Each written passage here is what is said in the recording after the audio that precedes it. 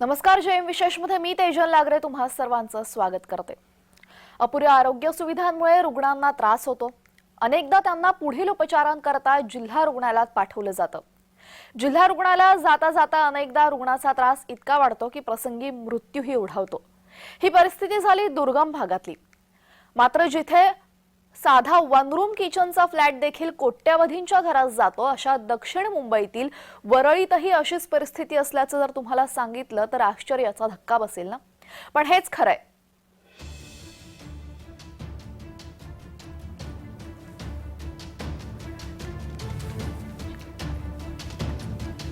वरळी आणि आसपासच्या परिसरातील नागरिकांना आरोग्य सुविधा मिळण्याच्या दृष्टीने पोद्दार वैद्यकीय महाविद्यालय आणि रुग्णालय महत्त्वाचं समजलं जातं. मात्र या रुग्णालयात अत्यावस्थ स्थितीमध्ये येणाऱ्या रुग्णांना अद्ययावत सुविधा दूरच अतिदक्षता विभागातील प्राथमिक उपचारही मिळत नाहीत. गंभीर स्थितीत येणाऱ्या रुग्णांना अन्य रुग्णालयात पाठवण्यात येत असल्याने अनेकांना प्राण गमवावे लागत असल्याचं समोर आलेलं आहे.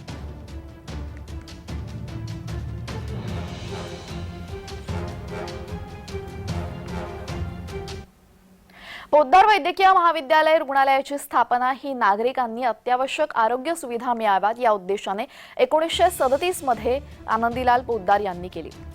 आणि आता हीरक महोत्सवाकडे वाटचाल सुरू असलेल्या या रुग्णालयात अत्याधुनिक वैद्यकीय सुविधा दूरच पण उपलब्ध यंत्रणाही सुस्थितीत कार्यरत नाहीत. त्यामुळे हृदयविकार, पक्षाघात किंवा अपघातामुळे अत्यवस्थ झालेल्या रुग्णांना प्राथमिक उपचारही मिळत नाहीत. अनेक रुग्णांना केईएम नायर आणि जेजे रुग्णालयात पाठवण्यात येतं. गंभीर स्थितीतील रुग्णांना केईएम नायर किंवा जेजे रुग्णालयात नेताना वाहतूक कोंडीचाही मोठा सामना करावा लागत असल्याने रुग्णालयात पोहोचण्यापूर्वीच अनेकांना प्राण गमवावे लागतात. पोद्दार रुग्णालयातील अपघात विभाग आणि आकस्मिक उपचार विभागामध्ये यापूर्वी पूर्ण क्षमतेने वैद्यकीय सुविधा उपलब्ध होत्या. त्यामुळे अनेक गुंतागुंतीच्या शस्त्रक्रिया आणि गंभीर रुग्णांवर यशस्वी उपचार होत होते. मात्र गेली 10 वर्षे या सुविधा हळूहळू बंद झालेल्या आहेत.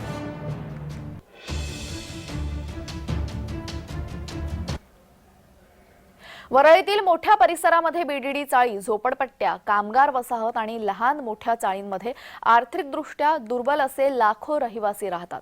त्यामुळे अपुऱ्या आरोग्य सुविधांमुळे त्यांच्या आरोग्याची हेळसांड होते. हे चित्र मात्र समोर आलेले आहे. राज्य सरकारचं सातत्याने याकडे दुर्लक्ष होत असल्याचा गंभीर आरोपही यावेळेस नागरिकांकडून करण्यात आलेला आहे. पोद्दार रुग्णालयामध्ये अत्यावश्यक आणि गंभीर स्थितीतील रुग्णांवर प्राथमिक उपचार व्हावेत यासाठी अद्ययावत सोयी सुविधा उपलब्ध करून देण्यासाठी वरळीकरांनी यासाठी अनेक प्रयत्न करून झालेले आहेत. अनेकदा मोर्चेही काढलेले आहेत, आंदोलनं झालेली आहेत. मात्र शासनाकडून याकडे दुर्लक्ष करण्यात आलेले आहे आणि यावर कोणतीही कार्यवाही झालेली नाहीये. दरम्यान या संदर्भातला तपशील आपण सविस्तर पाहूयात. 2019 ते 2023 या कालावधीत पोद्दार रुग्णालयातील 597 अत्यवस्थ रुग्णांना अन्य रुग्णालयात पाठवलं. गेल्या 4 वर्षांमध्ये रुग्णालयात नेण्यापूर्वीचा दाखला केल्यानंतर अल्पावधीत मृत्यू झालेल्या रुग्णांची संख्या ही 300 पेक्षा अधिक आहे. शवविच्छेदन टाळण्यासाठी खासगी डॉक्टरांचं प्रमाणपत्र घेऊन अंत्यसंस्कार केल्याचे प्रमाणही अधिक आहे. त्यामुळे गंभीर स्थितीतील रुग्णांना योग्य वेळी उपचार न मिळाल्याने मृत्यू झालेल्यांचं प्रमाण 300 पेक्षा अधिक असण्याची शक्यता आहे.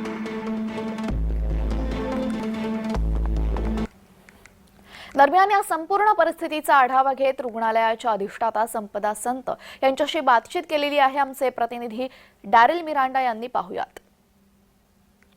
वरळी व आसपासच्या परिसरात आरोग्य सेवा रुग्णांना मिळावी या उद्देशाने पोद्दार हॉस्पिटलची स्थापना 1937 मध्ये करण्यात आली होती. आणि पण मात्र गंभीर अवस्थेत येणाऱ्या रुग्णांना दुसऱ्या हॉस्पिटलमध्ये पाठवण्यात येते आणि असं होत असताना काही रुग्णांना आपले प्राण देखील गमवावे लागले आहेत. आपल्या सोबत याच विषयी बोलण्यासाठी पोद्दार हॉस्पिटलचे डीन डॉक्टर संपदा मॅडम आहेत. आपण त्यांची बातचीत करत. मॅम, काय सांगाल? वरळीच्या परिसरात हा एक मोठा रुग्ण हॉस्पिटल मानला जातो, पण मात्र इथे येणाऱ्या रुग्णांना दुसऱ्या हॉस्पिटलमध्ये पाठवण्यात येते गंभीर स्थितीत. पण मात्र असं होत असताना काही रुग्णांना आपले जीव देखील गमवावे लागतात. त्याबद्दल काय सांगाल?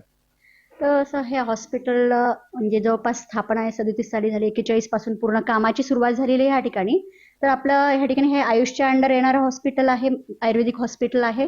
त्यामुळे आयुर्वेदिक हॉस्पिटलच्या नुसार ज्या काही सुखसुविधा ह्या ठिकाणी पाहिजे असतात ते आपल्या हॉस्पिटलमध्ये अवेलेबल आहेत. परंतु एक कॅज्युअलिटी एक आपली आहे, प्रायमरी लेवलची कॅज्युअलिटी आहे. त्या ठिकाणी आपण प्राथमिक उपचाराच्या स्वरूपामध्ये ज्या काही गोष्टी त्या ठिकाणी करू शकतो.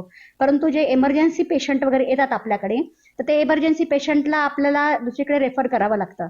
कारण कॅज्युअलिटीचा सेटअप आहे, पण जो आयसीयूचा सेटअप गरजेचा असतो, जे काही आता एक प्रसंगी जे आपल्याकडे पेशंट येतात आणि त्यांना इमर्जन्सीची गरज असते, त्याची जी फॅसिलिटी आपल्याकडे पाहिजे ते आपल्याकडे नाही अवेलेबल आहेत. कारण आयसीयू सेटअप नसल्या कारणांनी जे काही गरज असते, जसं इंटेन्सिव्हिस्टची गरज असते, त्यांना प्राथमिक स्वरूपात का होईना किंवा त्यांना ट्रीट करण्यासाठी इंटेन्सिव्हिस्ट लागतात, ते इंटेन्सिव्हिस्ट आपल्याकडे अवेलेबल नाही आहेत. कारण आयुष हॉस्पिटल असल्या कारणाने इंटेन्सिव्हिस्ट आमच्याकडे नसतात. आणि दुसरं म्हणजे जे काही आयसीयूच्या अनुषंगाने जो काही सेटअप हवा असतो तो सेटअप सुद्धा आपल्याकडे नाहीये. कारण आयसीयू सेटअप नाहीये, इंटेन्सिव्हिस्ट नाही, त्यामुळे तो पूर्ण इन्स्ट्रुमेंट्स अवेलेबल जो काही मॅनपॉवर हवा असतो तो सुद्धा आपल्याकडे नाहीये. त्यामुळे ह्या गोष्टी नसल्या कारणाने अशा पेशंटला आल्यानंतर जे काही प्राथमिक स्वरूपात आमच्याकडे कॅज्युअलिटीमध्ये जे अवेलेबिलिटी आहे त्यामध्ये आम्ही त्यांना ट्रीट करू शकतो. आणि ती जर हँडलिंग आमच्याकडे होणार नसेल तर ते आम्हाला शिफ्ट करावाच लागतो सर ह्याच्यासाठी. आणि हा प्रश्न बऱ्याच दिवसापासून सुरू आहे. आपल्या वरळी एरियामधले जे काही बीडीडी चाळ आणि वरळी एरियाच्या समोर कोळीवाडा वगैरे जो काही एरिया आहे त्या ठिकाणचे सुद्धा बरेचसे रुग्ण आणि आपल्या एरियामधले नगरसेवक ह्यांचा सुद्धा बऱ्याच दिवसापासून प्रयत्न सुरू आहे. ते आमच्याकडे येतात, आम्हाला विचारतात.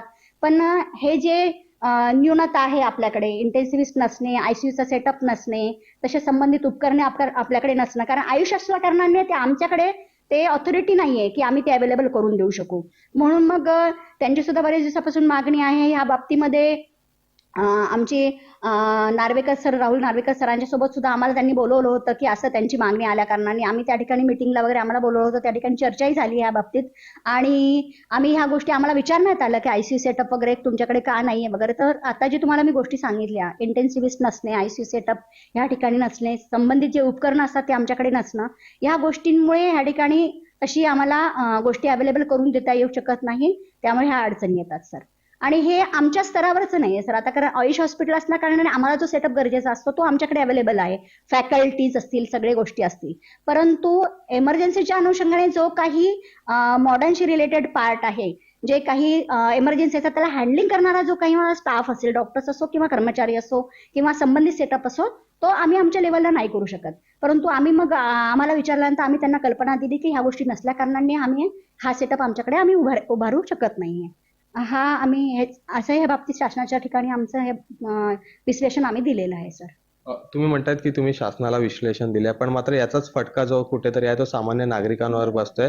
तर शासनाकडे, महाराष्ट्र शासनाकडे आपली काय मागणी असणार? तर आता सध्याचा पोद्दार हॉस्पिटलचा आमचा जो आयपीडी वगैरे आहे, आमची 260 बेडेड आयपीडी आहे आणि आमच्याकडे OPD near about 800 to 900 OPD आमच्याकडे असतात.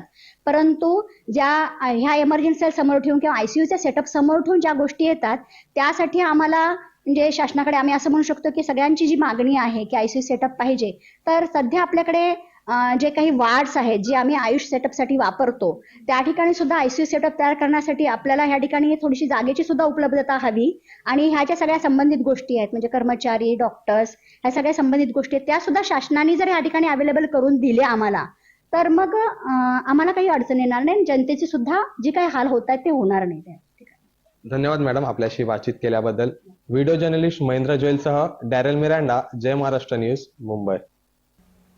जयम विशेषमध्ये वेळ झालेली आहे. एका छोट्याशा विश्रांतीनंतर पाहूया जय श्रीराम हा विशेष कार्यक्रम.